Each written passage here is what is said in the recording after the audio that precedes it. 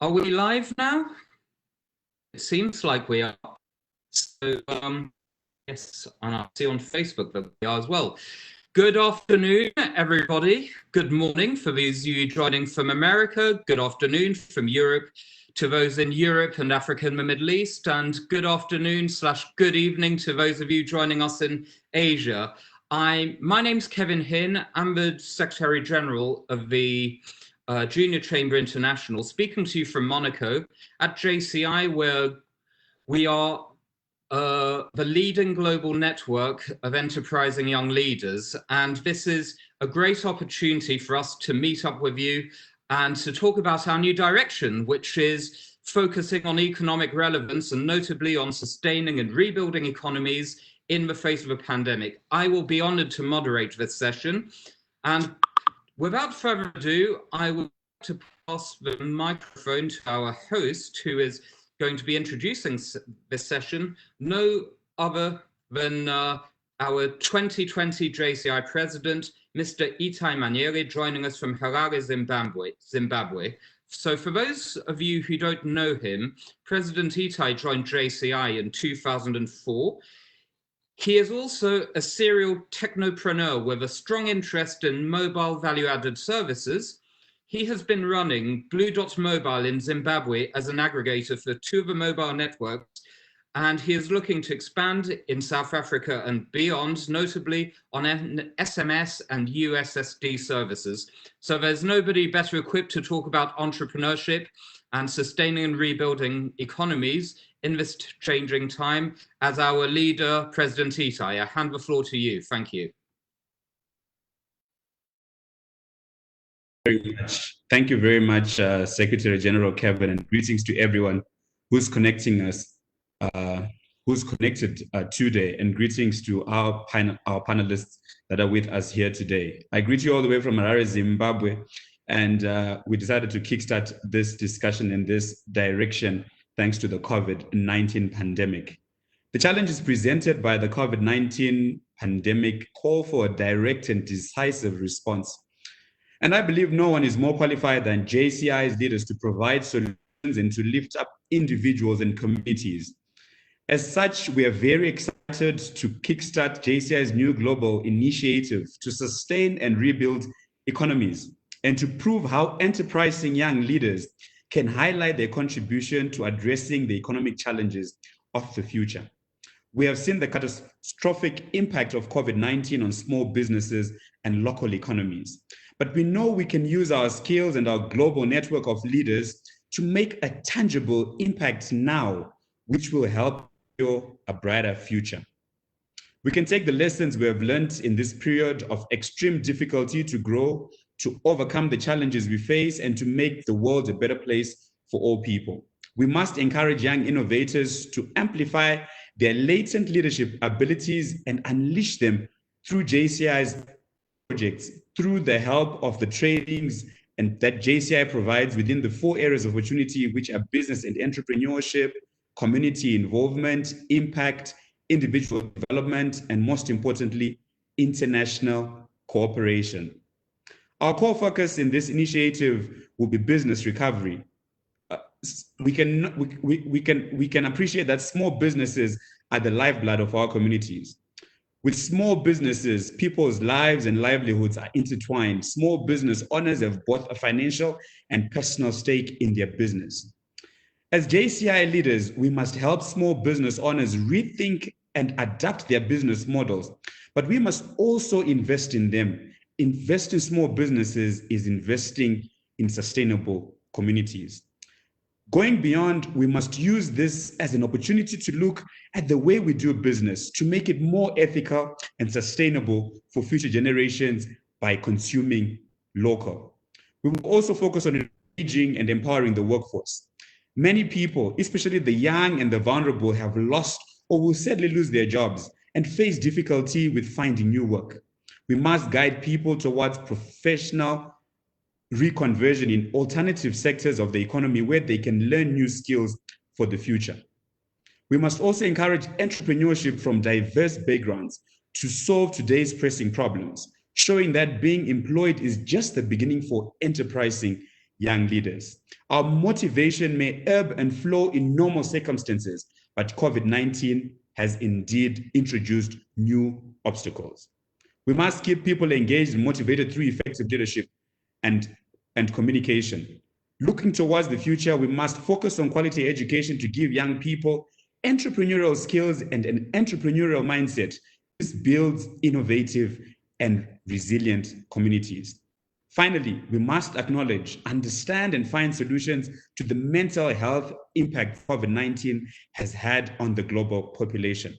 We must address the negative emotions that have been on by COVID-19, which are like fear, anger, anxiety, grief, helplessness, all amplified by isolation. We must rethink how we care for mental health and find solutions that are relevant and beneficial to our unique communities. We must create comprehensive strategies at the local, national, and international level to address the lingering effects of COVID-19 on emotional well-being. Going beyond, we must actively work to destigmatize talking about mental health and promote awareness around caring for our mental health, just as we care for our physical health. This will have a direct feed-in effect on the workforce, which will directly impact local economies. With effort, we can achieve multiple goals and collect a greater windfall of achievements. This initiative will be a platform to facilitate dialogue. Through it, we will share ideas and best practices, increase cross-cultural communication, and most importantly, we will take strides toward reimagining a better future. During this panel, we will dive deeper into the issues I've mentioned. In the coming weeks, we'll provide JCI members worldwide with all the marketing materials, branding, and information they need to participate in the great change we are about to bring to the world. I thank you for this opportunity, and I wish you all the best as we kickstart the dialogue this afternoon. Have a great one. Thank you. Well, thank you very much, President Itai, for these inspiring words. And indeed, we're extremely excited about this new initiative, which will really put JCI on the map and make sure we're no longer perceived as the world's best kept secret, but an organization that is well known to the world and credible, because we are developing enterprising young leaders for this changing world. And it's a very exciting topic, and I'm sure that our three panelists will be able to give us additional insights and motivation to the hundreds of people who are tuning in on Facebook Live to watch us right now. So I will say quick words about some situational data about the issues we're facing right now. So according to the latest data from the International Labour Organization, sadly, 1 in 6 young people around the world have lost their jobs in the last 4 months, notably minorities and women. And whilst at the same time, those of them who do remain unemployed have seen their working hours drop by 23% on average since the start of the crisis. Now, even prior to COVID-19, if we look at the statistics from 2019, the youth unemployment rate was 13.6% around the world, which equates to a whopping 267 million young people. That's almost the population of the United States, and it's bigger than the population of Nigeria. It's unbelievable. And in the recent cases, small and medium enterprises have been most affected around the world, of course, because they're the ones with the least cash flow and the least reserves. So this has been a time where we have been testing the resilience of our entrepreneurs and the pillars of the community. It's a time that has enabled people to showcase their solidarity, but it's also brought out the worst in some communities as well, and exacerbated racism and tension and fear and mistrust. So this is where JCI can play its part, also in supporting mental health, which has been a huge issue too. Now, it's now time for me to hand over to our three panelists who'll be able to enlighten us on these different issues. And I'm going to give each one of you a quick introduction, starting with all the way from Istanbul, Turkey, Mr. Baybars Altuntaş. Some of you may have met him at the World Congress as another European conference and other JCI events. So Baybars is a global entrepreneur, a best-selling author, an angel investor, columnist. He's a star of the Turkish version of a television show, Dragon's Den, and the founder of Dualcom International in the education business. Known worldwide for his business prowess, he's served on many entrepreneurial boards, empowering new leaders. He is the current chairman of a World Business Angels Investment Forum, one of JCI's main partners, and he has served as the World Entrepreneurship Forum's ambassador to Turkey and the Balkan countries. In 2014 and 2018, he was named the best individual in Europe, globally engaging with the world entrepreneurial ecosystem. And from a JCI perspective, he has served as one of our ambassadors since 2015 and been very active in supporting JCI's new vision for developing leaders for a changing world. Now, our second panelist is joining us from Melbourne, Australia, all the way from down under, where it's getting a bit late in the evening there. So Stephanie Willard is an award-winning social entrepreneur from Australia. At the age of 22, she visited a Nepalese village and empowered 7 impoverished women living there to become independent. Her work would evolve into 7 Women, an organization that teaches marginalized communities the skills they need to be financially independent. 7 Women also provides life-changing opportunities for students to expand their worldview, just like it touched her herself. I was watching a talk she did on Saturday, and well, she's explaining that. It's brilliant. Stephanie is dedicated to education and empowerment, and she believes in trade, not aid. Steph was awarded the Medal of the Order of Australia. She was awarded the Rotary International Responsible Business Award at the United Nations, amongst other international awards, and was also honoured as one of JCI's 10 outstanding young people at the World Congress last year in Tallinn for her philanthropy and humanitarian work. And last but not least, our third speaker is Mr. Wayne Clark, joining us from London in the United Kingdom. Wayne is a founding partner of a Global Growth Institute based out of the United Kingdom and the Netherlands. From 2007 to 2012, he was the managing and an international partner of the advisory arm of Best Companies, who produced the Sunday Times Top 100 Companies list. Wayne is an international keynote speaker who has been recognized by HR Magazine as one of the top 25 most influential thinkers, and he is a visiting lecturer on the MBA program at the Cass Business School in London and Dubai. In 2012, he was formally recognized as a JCI ambassador for his work in promoting the principles of JCI, notably in entrepreneurship, and has been very active. I had the pleasure of meeting Wayne 2 years ago at the Global Partnership Summit in New York, and he was again a very empowering and enlightening speaker. So without further ado, it's time to let everybody speak. So I'm going to ask you several questions which will be addressed to all 3 of you, to all 3 panelists. Each one of you will have about 3 minutes to provide an assessment. So my first question is that we want to highlight and make it very clear to all our members around the world that our positioning for JCI may have been blurred over the last few years, but we are making it clear now that JCI is not a community organization. We're not a charity, we're not a humanitarian organization either, but we are a leadership organization, developing leaders for a changing world. And we first amplify our impact on individuals who, once they are properly equipped to do so, can then impact their communities when they are proper leaders. Now, the question is, to what extent do you believe that small actions can have a great overall effect on local economies? And why is it important to sustain and develop local businesses, especially in these times of crisis? So I'd like to leave the floor to Ambassador Baybars first, if you may. Yes, thank you. Dear President Itaye, dear Secretary General Kevin Hinn, dear Ambassador Wayne, dear Stephanie from Australia. Thank you very much, first of all, for organizing such kind of an important session for JCI's global ecosystem.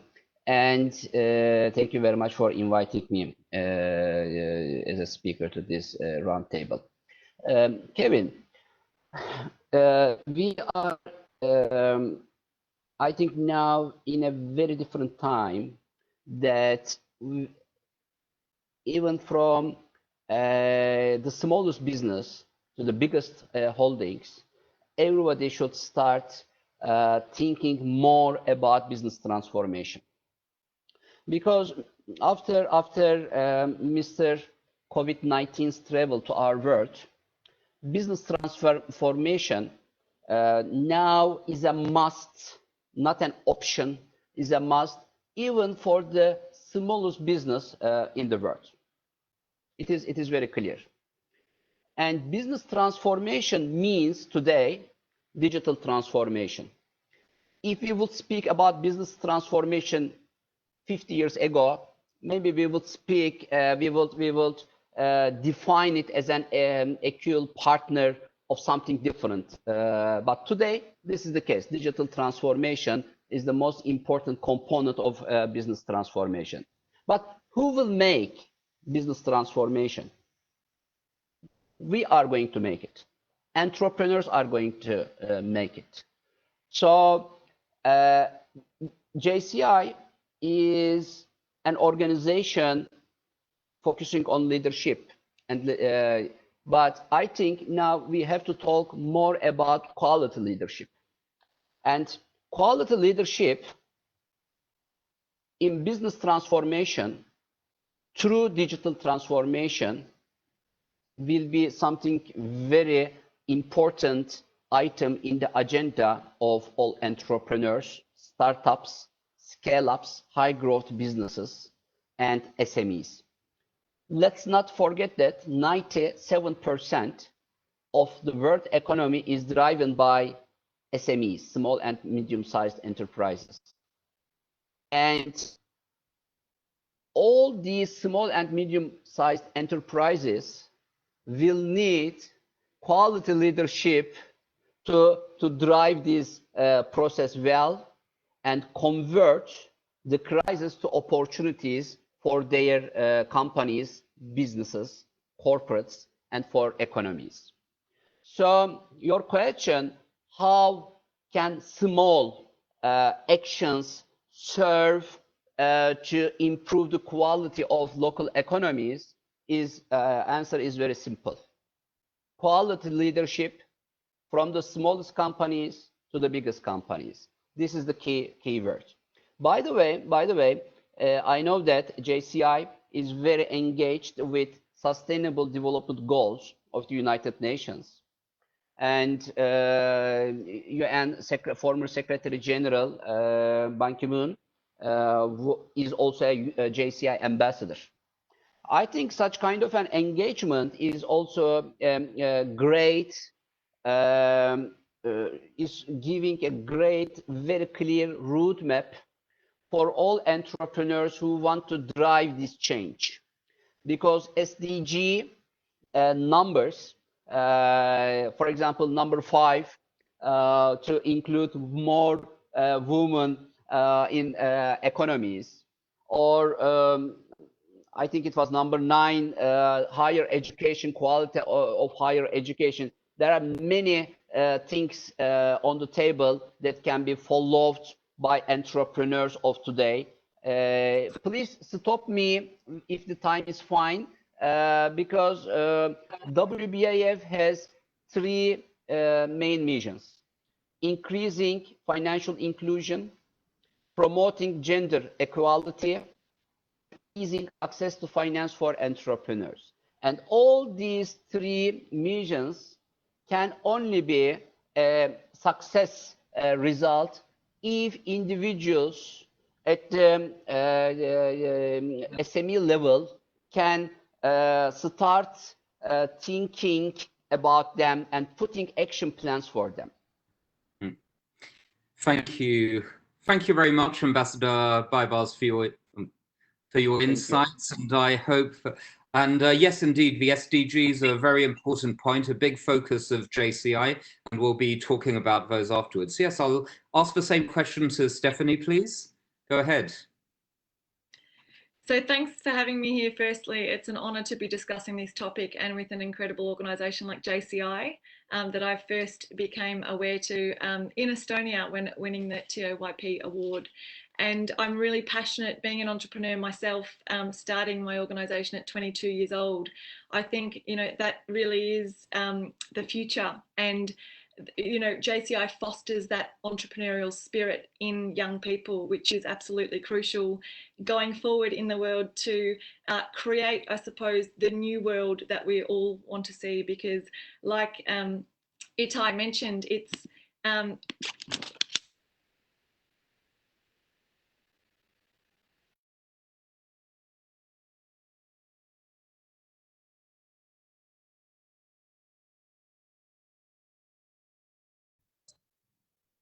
Stephanie, are you there?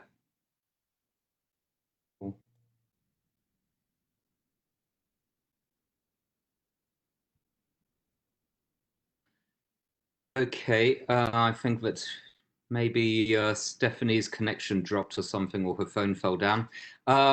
Yes, I think we can give Stephanie back the floor when she reconnects. Maybe Wayne, if you want to, unless she's coming back now. Yes, maybe Wayne, if you want to answer that question in the meantime, and then we'll come back to Stephanie afterwards. Thank you very much, Secretary General Kevin. And also, Stephanie, we'll go back to you and then we'll come back to me. You and me flow. Yes, we'll carry on your flow. Go ahead, please. And we don't. Do we have your sound? I don't think we can hear you. Nope, still not. You're unmuted, but we can't seem to hear you. Nope, still not. Maybe you can disconnect and reconnect, and then we can go back to you afterwards, okay? I'll leave the floor to Wayne. Thank you. Thank you so much, SG Kevin and Stephanie. Great to meet you virtually. Ambassador Baibars, amazing to share the space with you. I'm a huge fan of WBAF. I've been there 2 years in a row and seen the amazing ecosystem that Mr. Baibars has created, and the enthusiasm of all of the entrepreneurs involved. It's brilliant. Each time I come back to the UK, I'm a huge fan and tell everyone about what I've seen in Istanbul. And of course, to our world president for JCI, Mr. Atir, thank you so much for the time to share these remarks and thoughts with you this morning, or this afternoon, or this evening, wherever you are. So I guess, Kevin, I would come at this from, I'm an economist by training. I've been blown away, as I'm sure everyone else has, of looking at some of the central bank figures over the last few weeks around the world. And I think they are important to look at let's look at the macro and then let's zoom in on the micro. So in the US, we've seen that the balance sheet of the Federal Reserve has increased by around $3 trillion over the last weeks. The Federal Chairman Powell of the Federal Reserve shared his remarks last week live on YouTube. I don't know how many of you got to see that. It was a 3-hour explanation of really why the Fed have taken the decisions they've taken. And again, not to be any way political, I think it was a great speech. I think it was unbelievably detailed and shares the challenge, which I guess in many cases, most central banks and governments around the world will have. I'm here in London, where we have also the same significant challenge.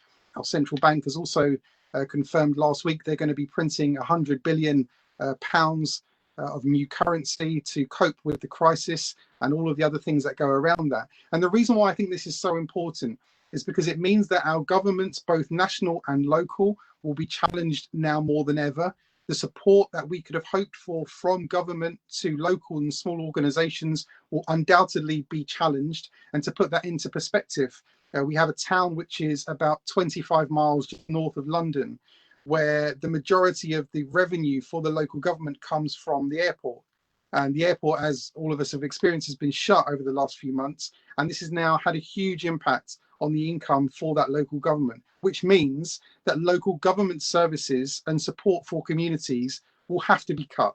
There is no way that this can be fixed by growing out of this situation at the moment for government level.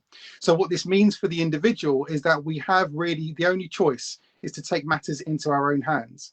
I think what we can learn from organizations like WBAF, and when I was there in Istanbul, I sat in the audience and watched the investor pitching and the entrepreneur pitching process, where there was this amazing book.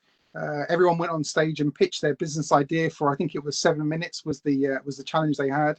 And there was so much to learn, because it's not just the business ideas that the individuals had. Of course, they were really impressive, but it was more the mindset. What separates one person from an entrepreneur? And it's really the mindset, where someone sees an opportunity where somebody else sees no opportunity. And I think this is one of the most important things, and the reasons why I'm a huge fan of JCI as well, because you're surrounding yourself, if you understand this organization, with hundreds of thousands of people around the world who have a shared progressive mindset, where they want to be leaders, where they want to change not only the circumstances for themselves, but also for their communities and ultimately for the wider world. So I think where this needs to start, and the only choice that we have, is now to look at entrepreneurship, to look at what opportunities might exist individually. You can take one argument, and depends on your views on crypto and virtual currencies. But one of the whole ideas and central premises of Bitcoin as a currency is that it provides you with a personal sovereignty. There is no need for the banking system in the traditional sense, because it provides the individual with the power to have their own sovereignty. And if you think about that central idea, what Elon Musk is trying to do with solar technology is make it possible that the individual doesn't need access to power from an external source, and everything can be self-generated. In a strange way, the globalization of the world has led to this unbelievably sharp localization, which is what we're experiencing right now, which is the only thing that you can do right now is what's in your control. And what's in your control is heavily dependent on your success, which will be your mindset. So again, as Ambassador Baibars said, 90% of the world's economy is driven by entrepreneurs and by small to medium-sized businesses. And again, they exist not because they're lucky or because fortune has favored them. They exist because they have a mindset which says, here's a challenge, here is an opportunity.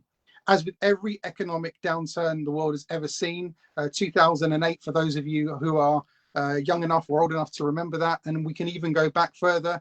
I turned 44 years old this weekend, so I've seen a couple of recessions in my lifetime. Every single recession you go through, and if this is the first one you're going to go through, I would urge you not to be scared, because like a seesaw, you have certain parts of the economy that dip and other parts of the economy that prosper.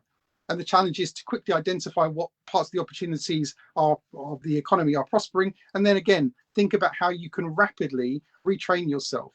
And my final point on this, Kevin, would be that I think at no point in time have we had the power of YouTube and the internet and the content that exists out there for free. If you take our minds back to year 2007, 2008, when we had the last economic downturn, there was nowhere near the level of information that's freely accessible, whether you're talking about large open courses from Harvard that are free on YouTube, through to entrepreneurs sharing their tips and stories of how to make a success of yourself. So we're in the fortunate position, I would argue, that we've now got access to more information than ever. So again, I remain optimistic in the face of some huge global challenges.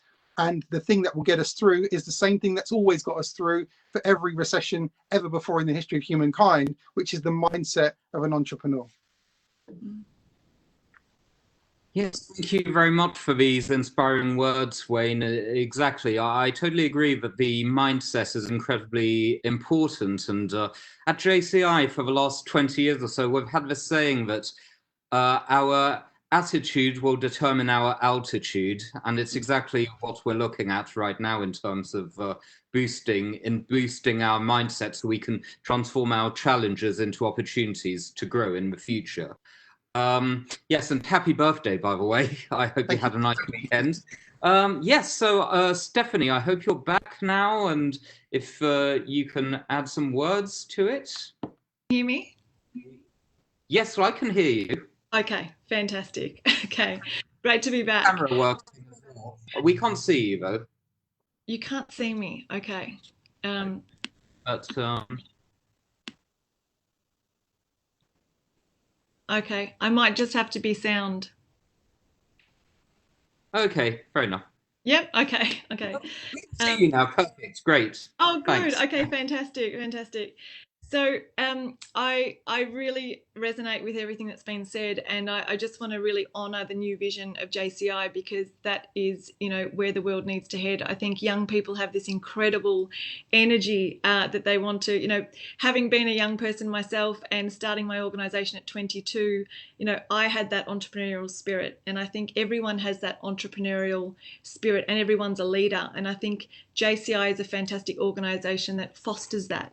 And just to touch on the Sustainable Development Goals, because I know JCI has a focus on those, there's 169 underlying targets for businesses and governments to achieve those goals, and 154 of those relate to business and small enterprises. So without the involvement of businesses and without people creating, you know, businesses, it won't be possible to achieve those. So I think that's a really strong point. And you mentioned the term enterprising leaders, and I think you know, the term leader gets thrown around a lot, but actually we all have that incredible life force within us, and we all have unique roles to play and unique ways that we express that out into the world. And it's through us being able to foster that in each other and really draw that out in each other, which, you know, JCI is a fantastic example of, that is going to literally transform the world and create this new you know, I think Itai mentioned meaningful world, meaningful workplaces. You know, years ago, the businesses were all local businesses, and that's what built that community spirit and drew the, you know, human potential out in everybody. And it was relevant. It did have economic relevance, because if your business in that community was not relevant, it wouldn't survive. So businesses were of service to the people, to the community. And I think, you know, this is a really interesting time that's actually bringing us back to that, and to think about that. How do we as individuals, you know, I love the fact that you're focusing on building the individual first before we actually go out, before the focus is on, you know, what we can do in communities. It's actually and the mindset, fantastic, you know, it has to be coming from the mindset of people, because if we can think positively and allow that incredible life force out, that's when we line up with life, and we are able to, you know, express our talents out into the world. So yes, small businesses are great for building economies, but it's also great for raising the human spirit and creating that opportunity for everybody to be part of that new world that we're creating.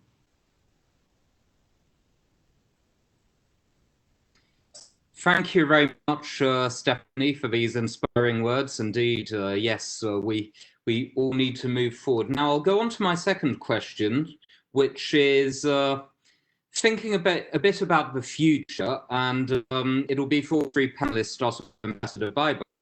History has proven, as Wayne was mentioning earlier, that crises are also opportunities to reset, pivot, and review business models. Now, which successful and innovative strategies have you yourselves noticed from small and medium-sized businesses working to recover from the pandemic? And what targeted measures do you believe, either from government or from outside, will help them become more resilient and more bulletproof for the future? Ambassador Bybars, please, if you can sum up your thoughts in about 3 minutes. Thank you.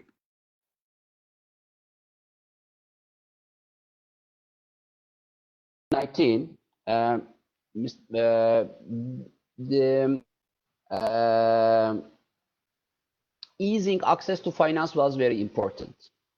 But after Mr. COVID-19, it is now more important. So Unfortunately, exit strategies of angel investors have to be remodeled because investors' rate of return of investments will be I think a little bit more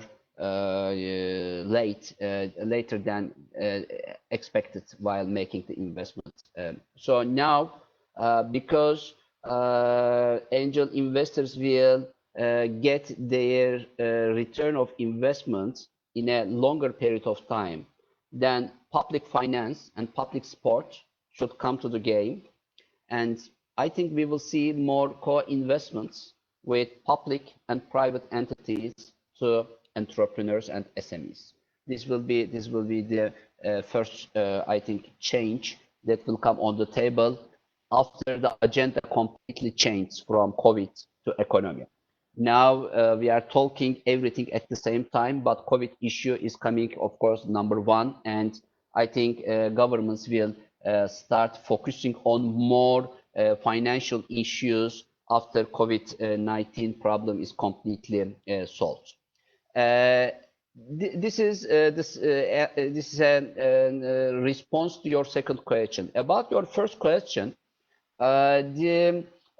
for example, we were, as WBAF, inviting angel investors, private equity funds, wealth management institutions, family offices, to consider investing in startups of shared economy. But that was before COVID again, because now shared economy startups, unfortunately, will suffer from this new era. Co-working spaces, shared car services, rent-a-car firms, even hotels, hotel industry, holiday village, anything that is shared will suffer from this development.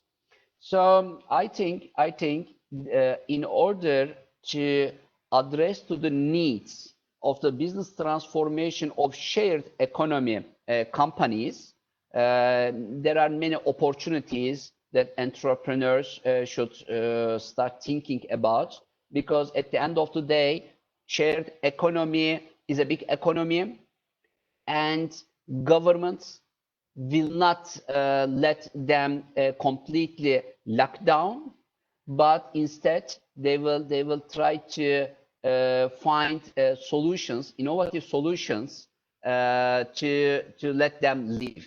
So there is a great, opportunity here for entrepreneurs who have innovative mindsets. So very shortly, we lived a transition from invention to innovation, and now from innovation to digital transformation. And this is, I think, what all entrepreneurs should start thinking about. Let's not forget that, for example, Hilton hotels, maybe 100 years old, and thousands of people are working, a great global brand, and its company valuation is around $10 billion.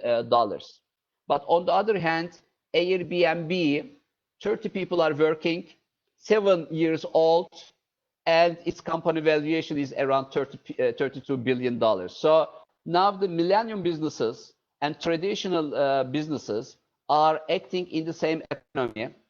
But I think after COVID-19 issue, millennium businesses will be more attractive to boost local economies, and traditional business owners will try to understand how they can take a role in this new transition. I want to conclude my part with my meeting that I made a few weeks ago with the president of the Angel Investors Association of the United Arab Emirates.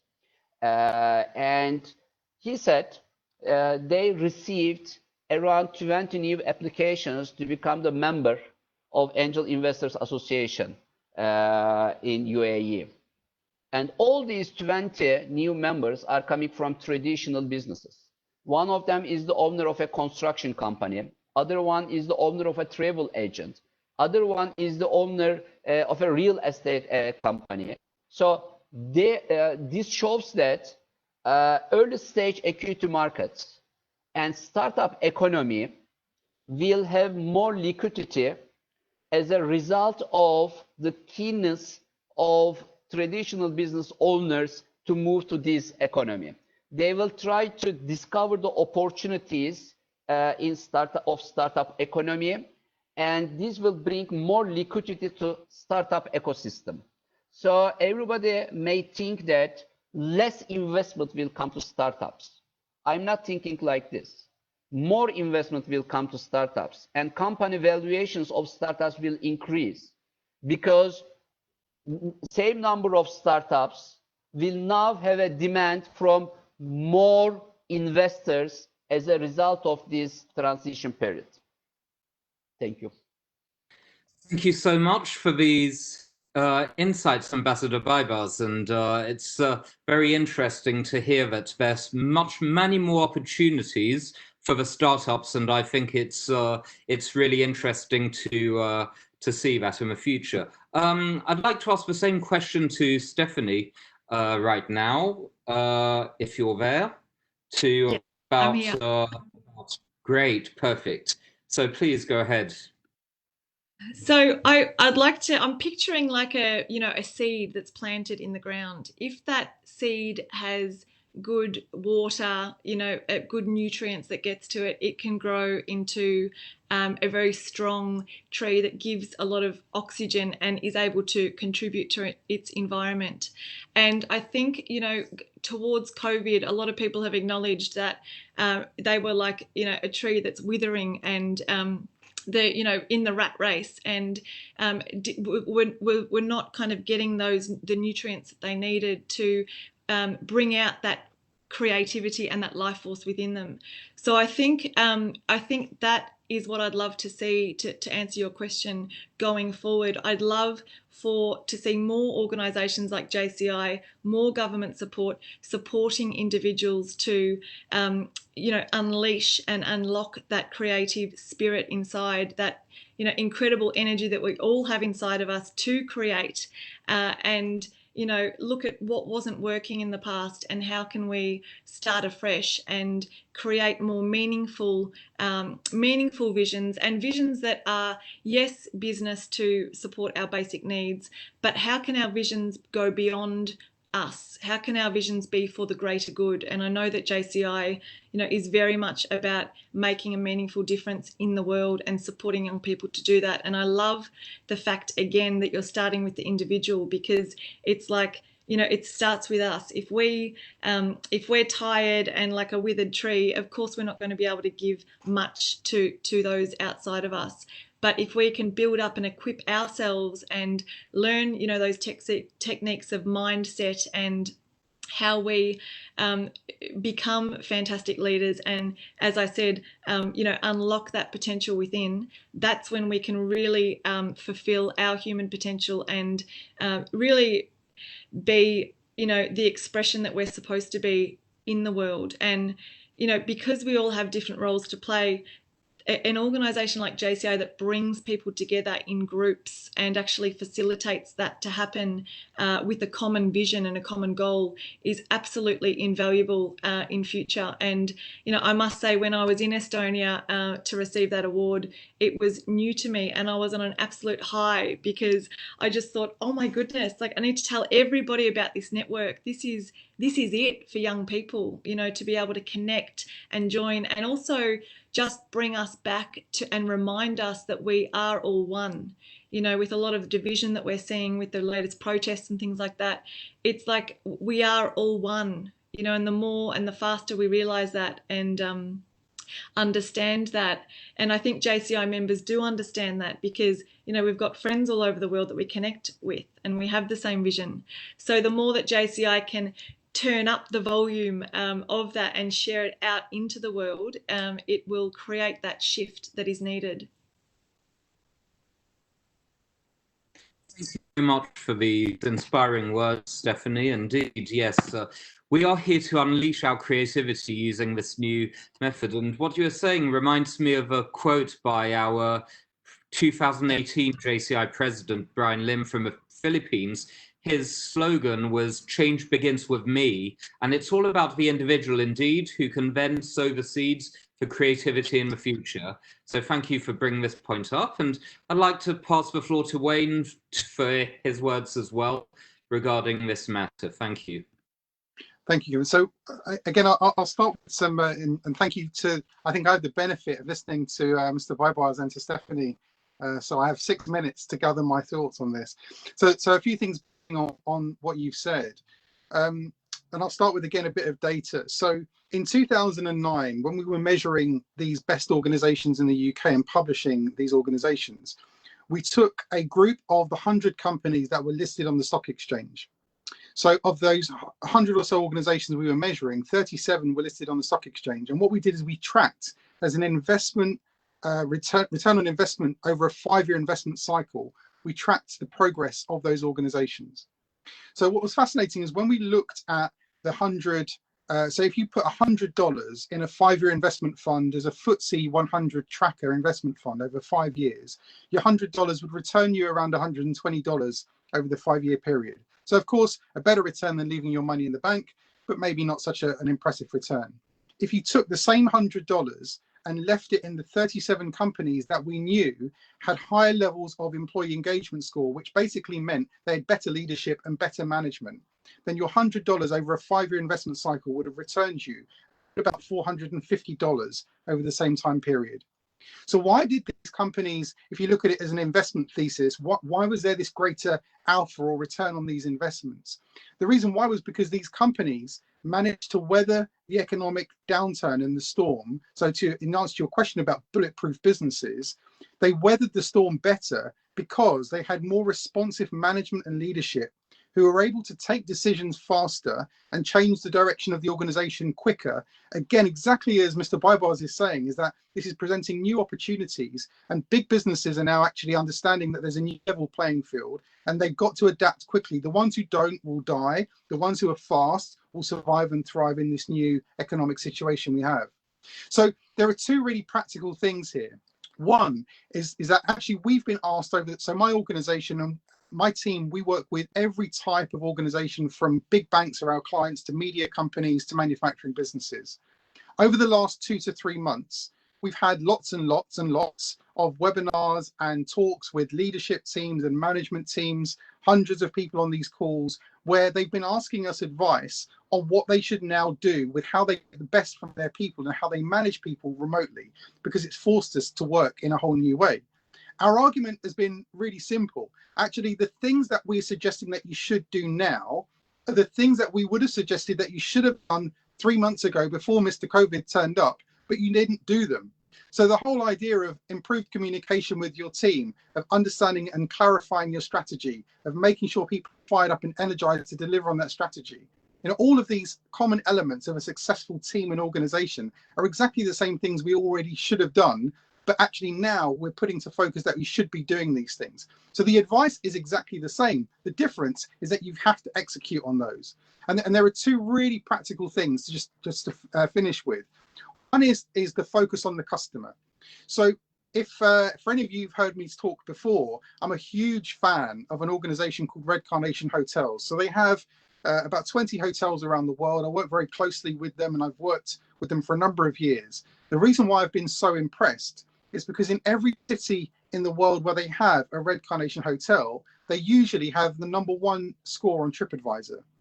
So in London, there are 1,000 hotels listed on TripAdvisor. And if you're a believer that customer feedback is important, then Red Carnation Hotels have 5 properties in London.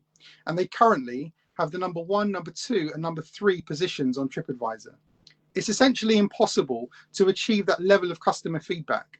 They do so well because they are one of the best organizations I've ever come across who really listen to what the customer actually wants. So if you look at this like a terminology of business empathy, the companies who will survive and thrive this current situation will be the organizations that offer the best utility and best value for their customer, and therefore there's true value there.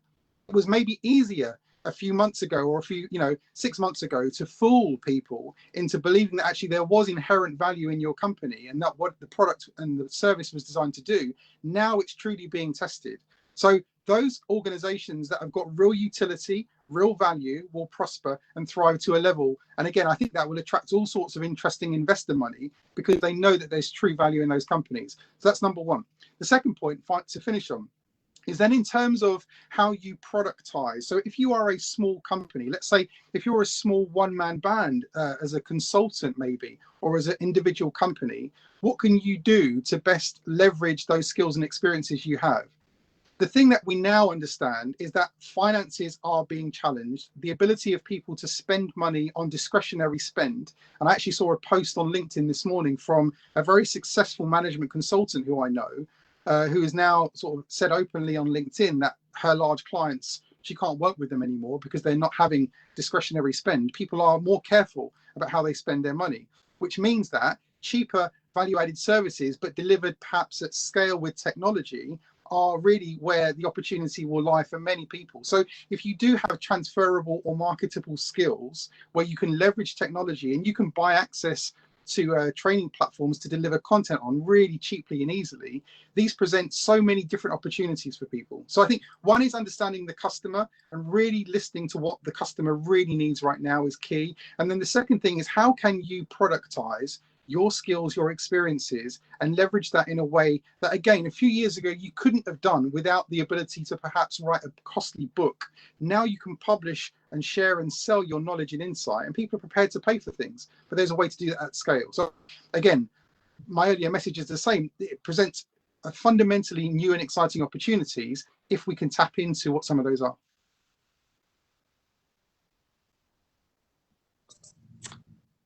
Right. Thank you, Wayne, for those insights. Yes, I totally agree. Especially, I really liked your point regarding customer service and the example of Red Carnation Hotels.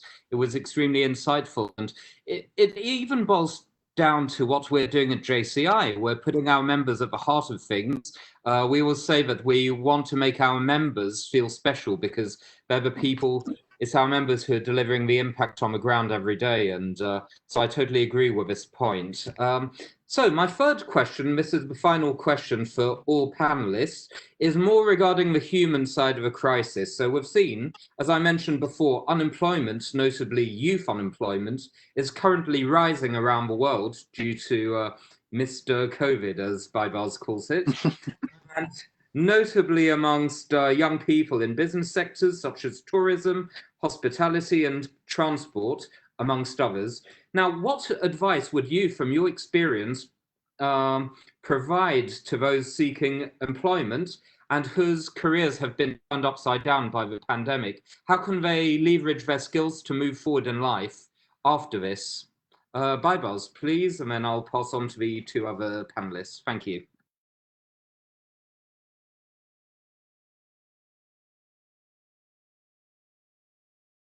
Is a sustainable challenge of the world. So, unemployment will increase because number of people, population is increasing in the world, and all world economies, policy makers are inviting people to invest in technology, and technology will, of course, bring unemployment with itself. It is very clear. What I mean is, for example, if you invest in financial technologies more, this means less people will work in banks. If you invest in agricultural technologies more, you will need less people to run agricultural issues. It is very clear. So instead of giving advice how to find a job, maybe it would be better to invite now young generations to consider more about how they can position themselves in startup economy. Instead of looking for job, maybe creating jobs for other people could be a better route map for them. Then, of course, I invite young generations to consider establishing their businesses. I have to address. I'm aware that I am addressing to two different profiles. One profile is coming with their own financial assets. Other profile is coming with only non-financial assets, which is brain, which is skills. So I am one of them, by the way. I mean, I established my business while I was studying at the university by converting idle capacity of my university to business. So I think there are now great opportunities in three industries for entrepreneurs, for smart entrepreneurs who have brain capacity, innovative mindsets, and entrepreneurial skills or talents, let's say. Educational technologies, health technologies, and financial technologies. Why? Financial technologies, there will be always great opportunities in fintech, because we know that there are now 2 billion unbanked people in the world. Even in the most developed economies, there are millions of people who have never been to bank to open a bank account. So there will always become an opportunity, I think, in the next maybe 25 years for fintech. For health technologies, as a matter of fact, in some areas of the world, health tech has already been a very good, investment area. For example, in Europe, last year, 25% of angel investors' money went to health tech, but this is 40% in Australia and New Zealand. So health technologies is also another something like financial technologies. It will always keep its popularity. But the third one, educational technologies, is now, I think, came to the scope of the world entrepreneurs after Mr. COVID. So now everybody understood that edutech, edtech will present great opportunities for entrepreneurs. Just a quick sample. For example, everybody is using Zoom for their webinars, etc. But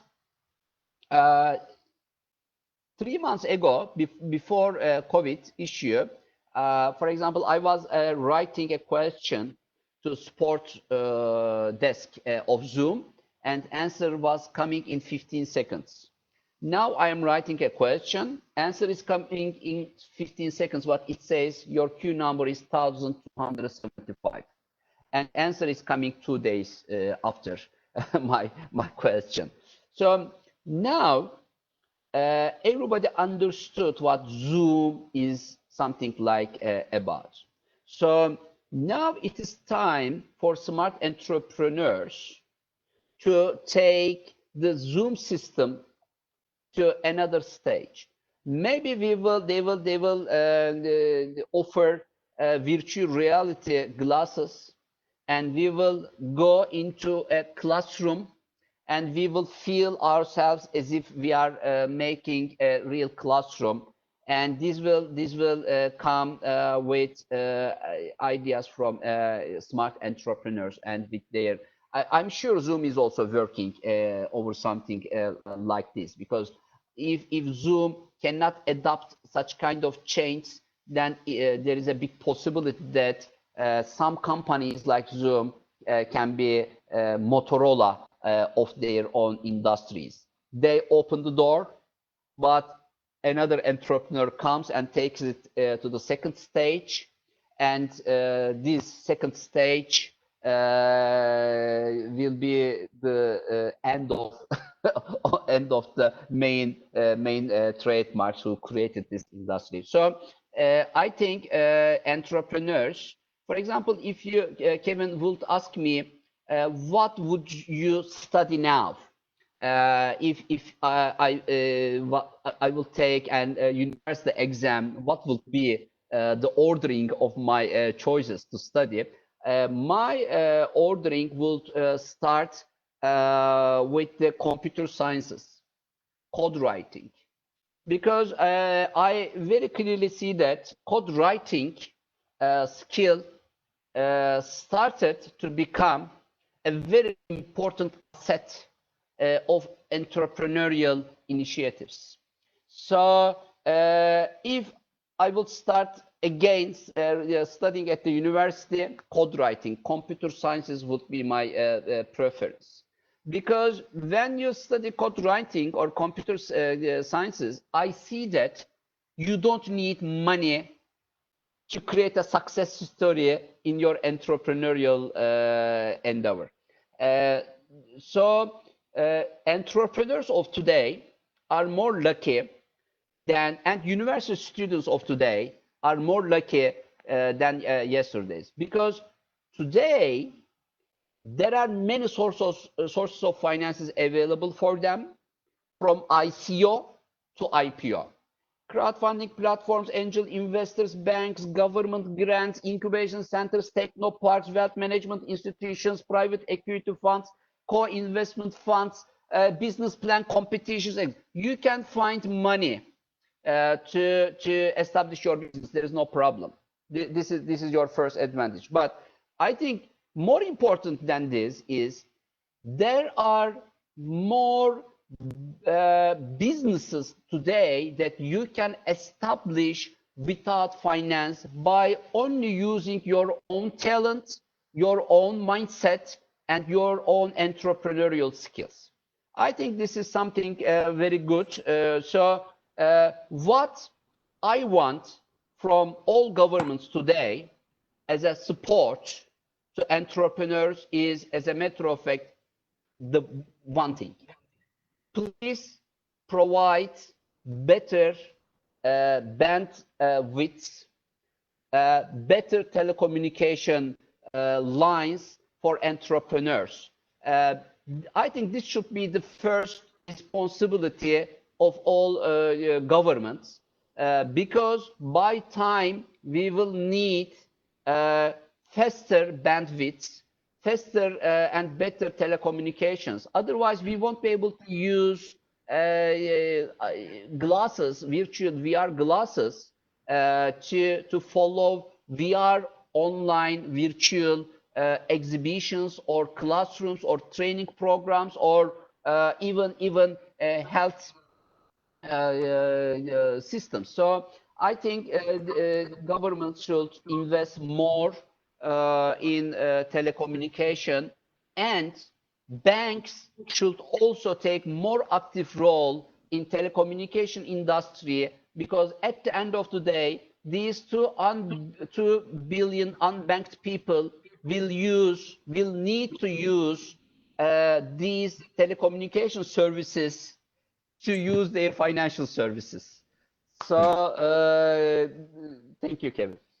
Thank you very much for these very constructive insights. Yes, indeed, and such rich discussions. Yes, I haven't taken note of the main areas of opportunity being fintech, health tech, and education technology. I know that the World Business Angels Forum is doing a high-level panel tomorrow evening at 4 p.m. GMT, if I'm not mistaken, on education technology. And I really encourage anybody who's interested in edutech. There's even a JCI member who'll be presenting there. So thank you for inviting her. Yes, your JCI Monaco president, isn't it? She's one of the speakers tomorrow. Yeah. Yes.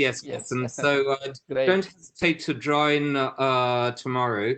Okay, I have the same question for Stephanie, please, regarding this topic of how can we support those seeking employment.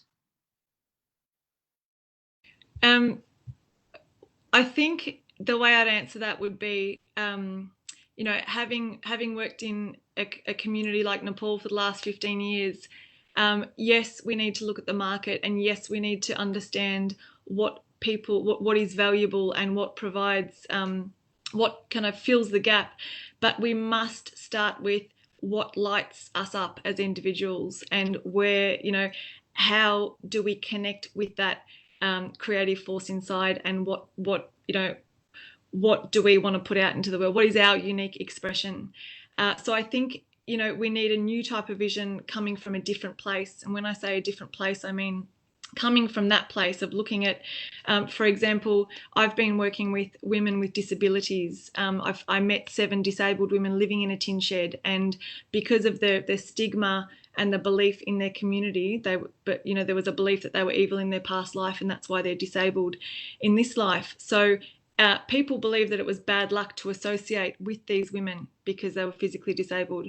So we needed to look at what, well, I was 22 and I kind of was thinking, how do I help these women by not by making them dependent and handing out money, but how can I build their skills as leaders to sustain themselves? So because they had various disabilities, we needed to look at what was their passion, what was their skill set, you know, where could we support them? But first of all, what were they passionate about? And firstly, we needed to cover their basic needs, which was food, shelter, and income.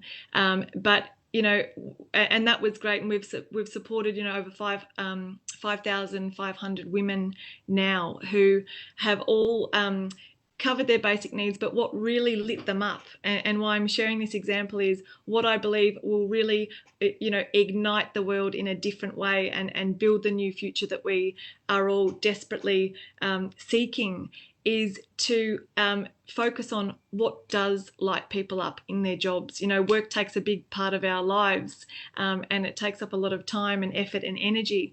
So is the workplace that you choose to go into going to give you more energy, or is it going to drain and suck that energy away from you? Because, you know, when we're engaged in work that is just focused on, you know, what the market needs, but actually it's not really our passion, we're no good to anybody, because we don't have that energy that's overflowing that we can give out to others.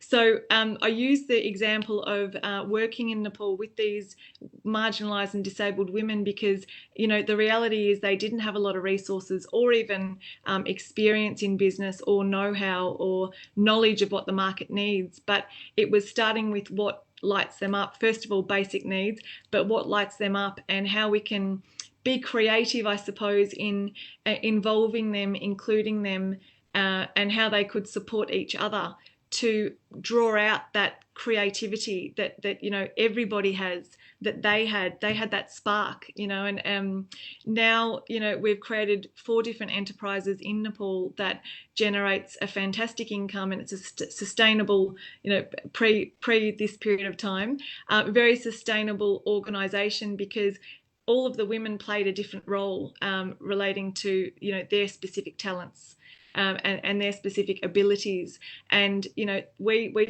decided to target the tourist market, which, you know, I never imagined would stop during this time in Nepal. So now we're having to pivot and adapt as well. But that's, you know, that's now doing cooking classes and things online. We've got a cooking school and a manufacturing business and a tour company and a guest house. So now, you know, it's again starting from the drawing board, like, you know, a lot of young people are doing. Well, what job do I want in future? What is my ability? What do I have to offer out to the world? So and that's, you know, that's just pivoting and getting creative and supporting, helping each other and working together to bring the best out in each other. Because, you know, the reality is, you know, as one person, we don't have all the answers and we don't have all the ability we need. We can learn as much as possible, and, you know, I know JCI does a fantastic job of training in different areas and developing that leadership. But also what JCI does is put the right people around you, you know, connect you with other people who might be able to be that other little bit of the jigsaw that, you know, will be able to create these amazing enterprises going forward. So, you know, that's probably the way I look at it. And I think, you know, life is fun and life is easy, you know, and even for if I'm you know, if I'm able to see these disabled women who were completely de-spirited from the stigma in society, if you know, I've been able to see them completely light up and go back to their villages and lead, you know, all ages in their communities in these incredible projects now, you know, that is possible, and life is effortless, I think, when we line up with that, with our soul work, with our soul purpose that we're supposed to be doing in the world. If we just align with that, it's like, you know, it puts us into flow. So I think the focus on starting with the individual and really building up and looking at what do young people need, what are they craving for, what are their passions, and starting there, and then, you know, that obviously ripples out into the community. And I just want to end on one more point that's been really, really critical, and what I've noticed in my own journey is, you know, I had a vision, I had a burning desire, like many, many young people in JCI and outside of JCI have today, to make a difference in the world and to solve some of these global issues that we see: inequality, poverty. So I just stuck with that. That's all I did. I volunteered. I had as many experiences as I could to find, you know, where I could contribute. And I think, you know, I really think that's the answer: to follow that passion. Do not deviate from the passion at any cost, and to follow what lights you up and brings you joy. And I think when your goal is greater than yourself, you know, greater than just to make money, and you know, for the greater good, which I know that JCI supports, you get help from somewhere. You know, life comes in, life provides you with the right people at the right time, the right opportunities. That is absolutely, you know, the secret. It's having a vision that is about making a better world, and, you know, what better time than now to think about this, and really just following your gut and intuition on, you know, what is your passion, and what do you want to explore, and how do you want to kind of express that. So, you know, a goal that's greater than yourself for the greater good, and sticking with your passion and what lights you up, as well as obviously, you know, investigating what the market is needing, and pairing those two up. Thank you very much, Stephanie. Indeed, it's all about doing what we love and doing our passions. So thank you for that. And before I pass the mic to Ambassador Wayne, I would like to say we've had lots of interaction on the Facebook chat. If you do have any questions, feel free to ask them for the panelists, and then we'll see what we can do. We're running a bit short of time, unfortunately, because we've had some very, very detailed and insightful replies from our panelists. But if there are any questions, please feel free to. Otherwise, we'll try to ask our panelists to reply in writing if you need them. So yeah, go ahead, and I would now like to pass the floor to Ambassador Wayne. Thank you. Thank you, Kevin. So again, building on what the previous sort of two insight areas were, so I think one of looking at, as Mr. Baibars talked about, with the three areas of EdTech, FinTech, and health tech, I think those are three really powerful areas to investigate further. Why are they so important right now? Because the landscape is changing. There is a huge swell of different health problems around the world. The healthcare business and mix is changing. So that's why it's such a growth area. The same with education. People's learning preferences has definitely changed. As you know, we talked about earlier before we came on the call, I have a young child, and the whole idea of them, and Mr. Baibars said, of having them sit for 3 hours learning on virtual environment is really not the right way for children to learn. But the way that people want to learn is definitely changing because society changes. So that's why EdTech has become so important. You know, 2 billion people unbanked or underbanked around the world changes the financial services sector with the addition now of the use of technology. So again, these three big sectors are changing because there are societal changes, which presents itself again with different opportunities. So I think that's really important to hold on one part of your brain. The next part of your brain, as Stephanie's talking about, was, uncovering what lights you up. And I love the terminology of that. Some people, if I play devil's advocate for a moment, some people will struggle with that because they don't know the answer. And I think if you're lucky enough, and I do think this is a luck element to this, I think if you're lucky enough to have someone in your life, whether that had been a parent of yours, whether that had been an uncle or an auntie, or even a friend, who helped you to the realization of understanding exactly what it is that lights you up and what you'd like to do in life, I think you're very fortunate. I don't think most people get to that realization. I joke with my mother. My mother is 65 years old, and she says that she doesn't know what she wants to do when she grows up. It's a joke we always have, because from her generation, no one really spoke to women about where they wanted to be in life, because it was assumed exactly where they were going to be in life. So I think this is an important point, because if you're searching for an answer to exactly what it is that lights you up, then I think there are some useful exercises to do here. One of them, and we advise different leaders to do this, is take a pen and paper or write it out on your laptop or tablet or something, but write out your life story. Start back as far as you can remember and try and write out your life story. This sounds like a strange exercise to do, but it's a really, really powerful exercise to do. As you write out your life story, as if you were talking to someone else about it, certain things will come up on your personal journey that will be highlights for you, and things that you feel will give you a tremendous amount of energy.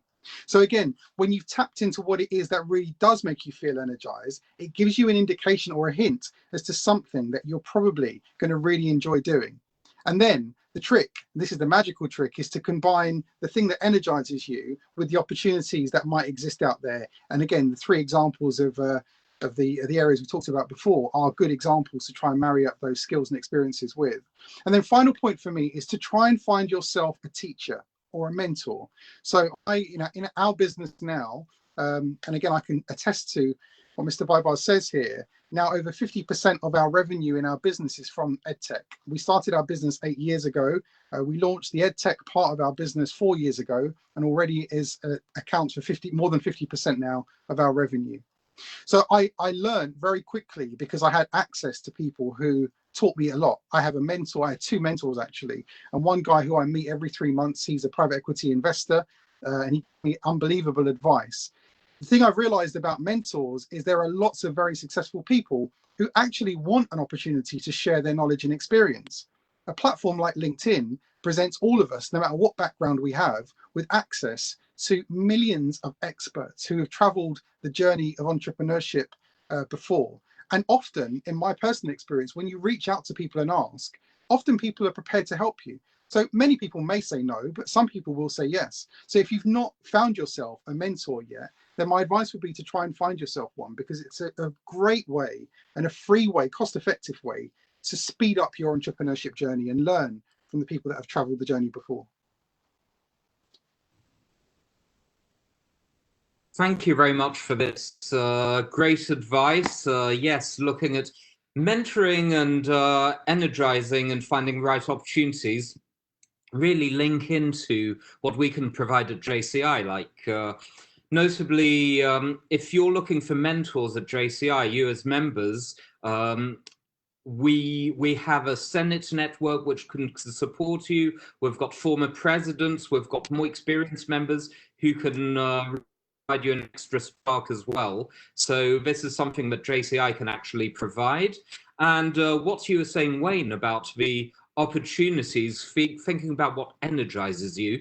Yes, this is precisely something we're working on at JCI, notably with a world headquarters team. We've got a tool called the Active Citizenship Framework at JCI right now, which focuses on using needs analysis to work on community projects. And we're actually planning to redeploy the methodology of the active citizenship, maybe rebrand it with a new name, and apply it to all 4 areas of opportunity. So it's not just for community projects, but we can also use this as a tool for budding young entrepreneurs to find ideas using needs analysis and to find ideas that energize them, but can also impact the community, and also leverage our global network to find customers, not just locally, but around the world. So these are the different ideas we're working on and the exciting initiatives we're pushing at JCI worldwide right now.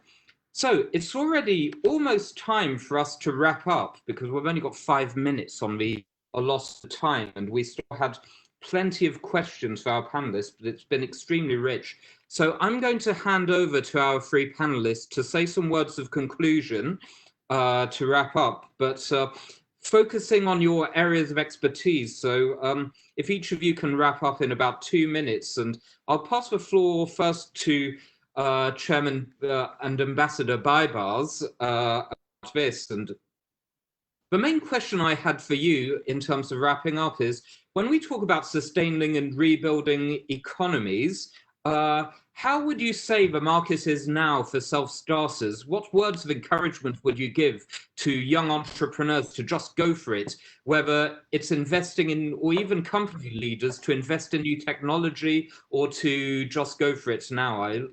Please give some brief words of advice to our members and to all those listening. I think the new investor entrepreneurs in the new era will be an investor we already know, customer. Everybody is now talking about crowdfunding platforms, angel investors, private equity, blah, blah, from ICA to IPO there. But nobody is talking about customer finance. And customer behavior is changing. Anyone who will achieve reading the new customer behavior will be able to create good businesses, profitable businesses. So in order to read and understand the change in customer behavior, you don't need money.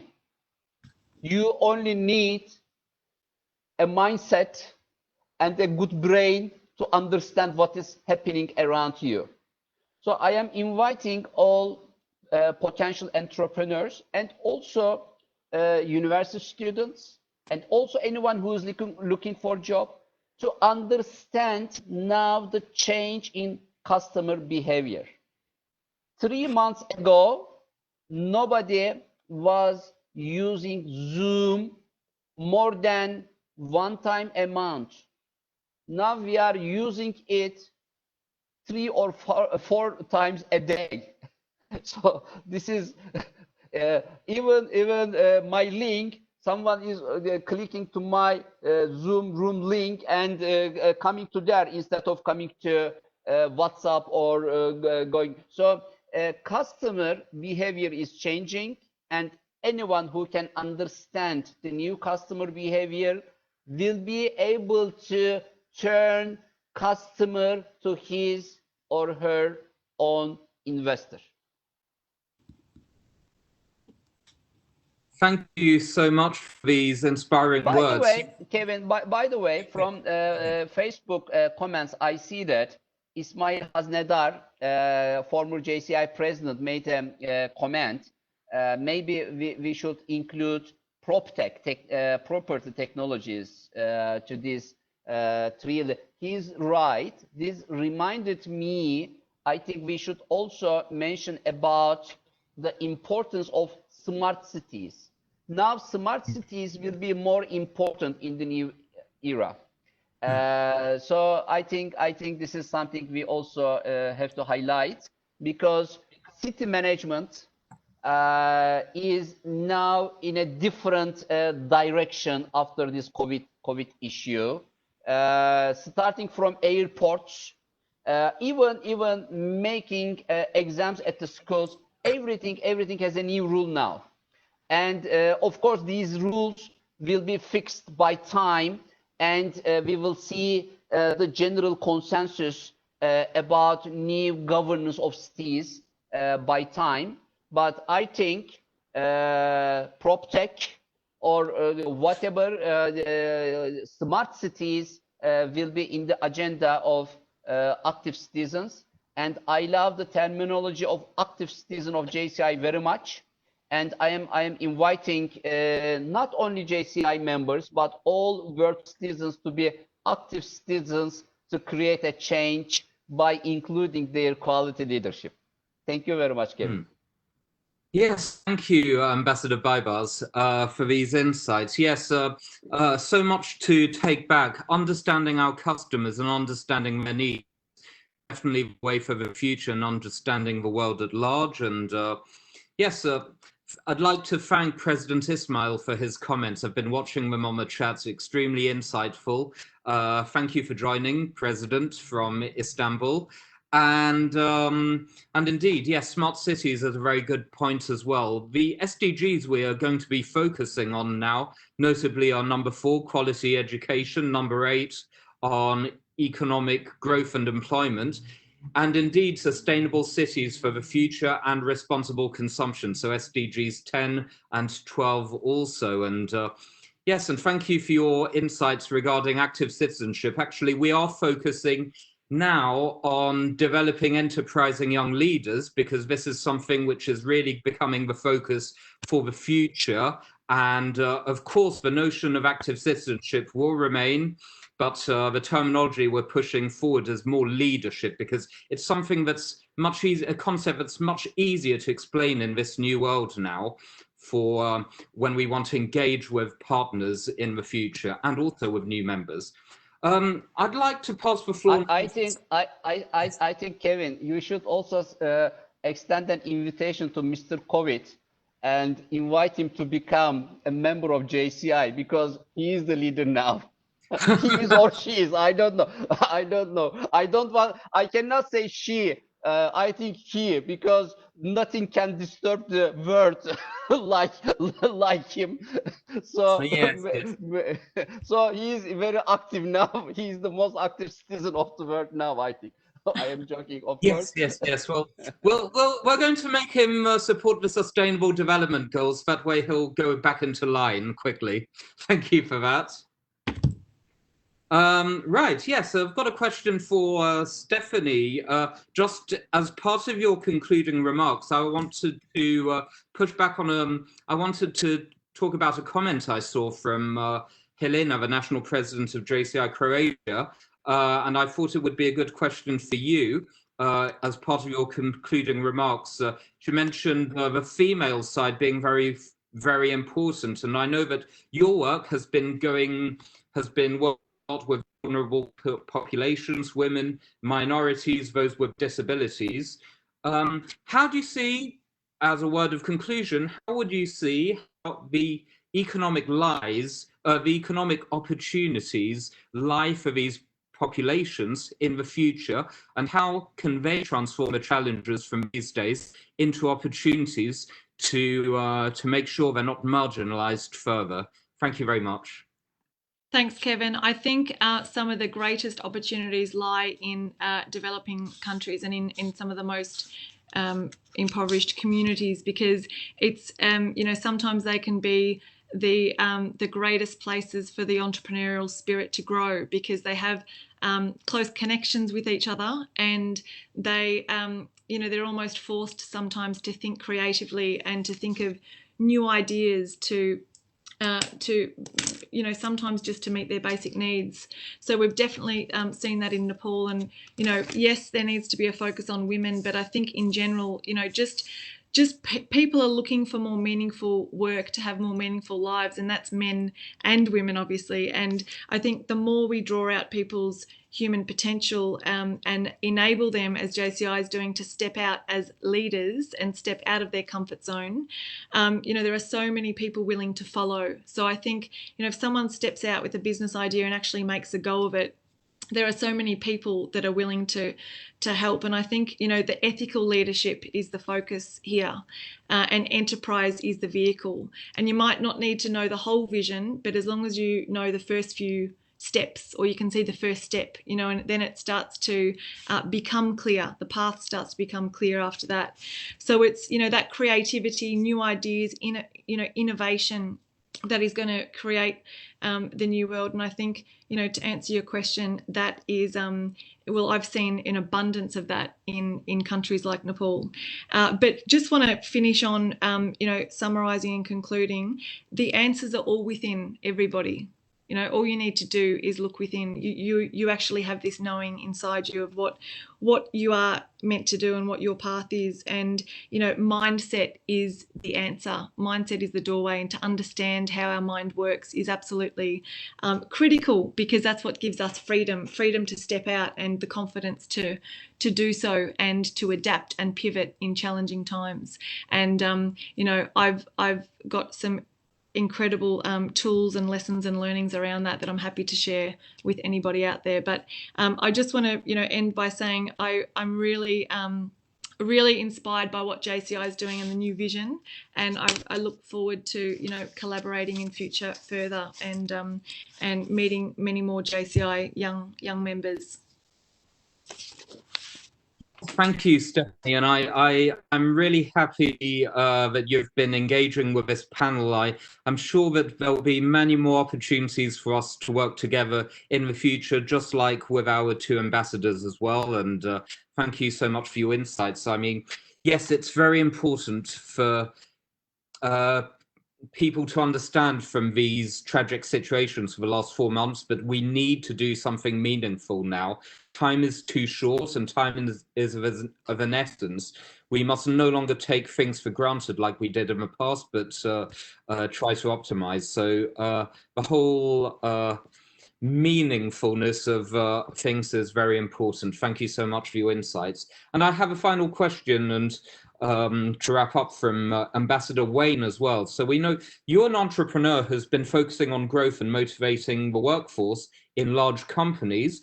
How would you see, what words would you say to motivate the workforce nowadays in these testing times as they come back to work? Maybe prematurely, maybe not, but how would you encourage business leaders or company directors to motivate their workforce now to make sure they're steeled up for the future challenges? Thank you. Yeah, that's a great question. Thank you. So whoever submitted that question, that's a dream question. And we're going to see some really interesting things happen here, because you will judge your organization that you work for now based on how they've interacted with you for the last 2 to 3 months. So some of the leaders that we've worked with, their organizations have been fantastic. They've been very clear with people about what's happening with the finances, with the situation. Some organizations have buried their head in the sand and been silent, perhaps too much, on matters. And I know from people we've spoken to that that's really changed the perspective of their employees. So you could actually argue some organizations' engagement with their staff has increased during the last 3 months since the arrival of Mr. COVID. And some organizations have been really damaged by that because of the way that the leadership team have interacted with their members of staff. So again, we're going to see some interesting things, not least from the unemployment rate numbers go up, because we're assuming that's going to happen more and more over the next few months, unfortunately. But we're also going to see people who have decided now to leave their jobs and leave the organizations they work for because of the way they've been, in a way, treated over the last few months by their organization. So my argument would be, the number one thing in answer to your question would be, we've got to sometimes help leaders to clarify a vision that excites people about where the organization is going tomorrow. Exactly as Stephanie talked about from the individual perspective, that you need to get fired up and excited about what lights you up about the future for your individual performance to change. It's exactly the same at the organizational level. So if you run a team of people, if you manage an organization, if you're a manager or a leader, the most important thing that you can do right now is to have a clarity about what the next, say, 3 to 6 months are going to look like. I think further than that is unrealistic, because no one knows. No one truly knows. But have something of a clarity of what the future might look like in some way that is inspiring. Now, when I say inspiring, you can't make unrealistic promises that the world is going to be fixed and everything's going to be okay. That's not realistic. What you can do, though, if you understand your people and your team, is you can certainly create a strategy for the next 3 to 6 months that you know will interest and potentially excite people. And I think that's probably one of the most important things that you can do as an individual to manage and motivate a team. And that's what every good leader should be doing. Again, it's what every good leader should have done always, forever, up until March 2020. But this is important, you know, it highlights the importance of getting that just right. So I think that's really important. And the final point is then around for the individual, for your own personal performance, is to not waste time. You know, the life expectancy in England for a man is 79 years old. The life expectancy for a woman is 81 years old. I'm 44 years old, so I can subtract 44 from 79. It's a worrying number that what's left, Kevin. So time is the most precious resource all of us have, and how we use that time is really key. So again, you know, try and move things into action as quickly as possible. And there was a saying I heard, I'll finish on this, from a very inspirational speaker in the US, a guy called Jim Rohn. And he said that things that are really easy to do are also really hard to do. So, for example, if you know that perhaps you need to lose a few pounds of weight, taking a walk around the block every evening would be a good idea to help you lose some weight. It's really easy to do. But things are really easy to do are also really easy not to do. So it's really easy not to take a walk around the block. And actually, many of the things that would make us successful are really easy not to do. So again, time is of the essence. Get involved as quickly as possible. Join JCI if you're not already a member. And again, access the future that awaits. And again, massive thank you to everyone being involved, to Ambassador Bybars, to SG Kevin, and to World President Matai. Thank you so much for the time today. Yes, thank you so much, Wayne, Ambassador Wayne, for these very inspiring words, which really pumped us up, I believe, all around the world. And before leaving, I'd like to hand the floor to President Itai Manieri to say some concluding words. I'm really curious to see, after all these inspiring notions we've heard from our three speakers, from Stephanie, from Bybars and Wayne, how does this move, how are we going to move JCI forward in the future thanks to this? What's the new direction, and what are we going to do? What are the action steps to make JCI really relevant for our members and to push things forward? Thank you very much, SG Kevin, for moderating this session very well. It's sad that we don't have much time for it, but very insightful input from Ambassador Bybars, from Ambassador Wayne. Thank you very much for this. Stephanie, thank you also very much for making it onto this panel, and your wide-ranging insights are very valuable on this panel. As you rightfully asked, what next?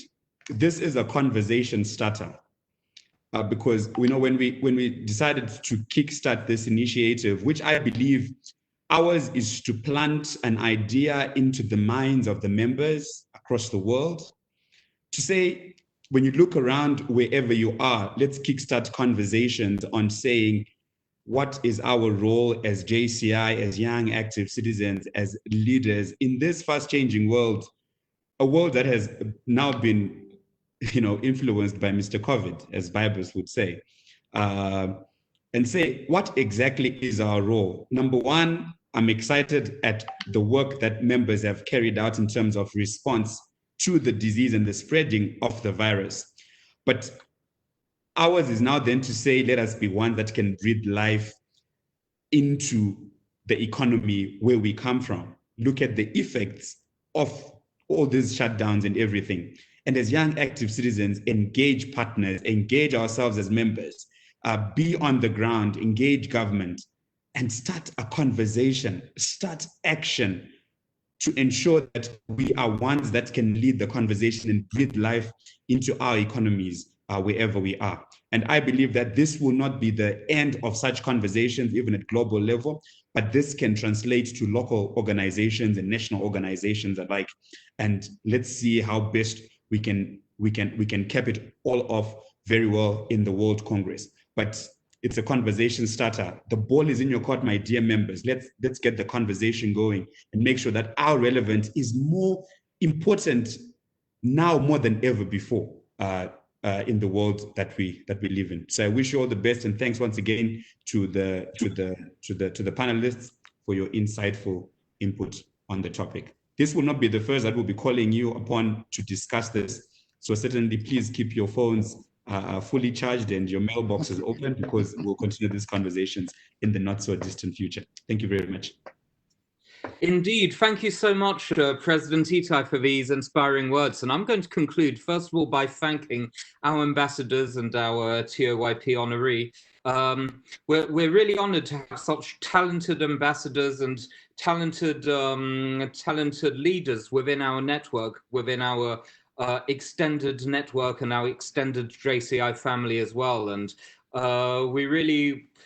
this is a call for all ambassadors and former TOYP honorees to we want to reconnect with everybody right now so that we can really rebuild our network and add proper value to our members as well. And once we've added value to our members, we'll be able to then become vectors of positive change and leaders throughout the world.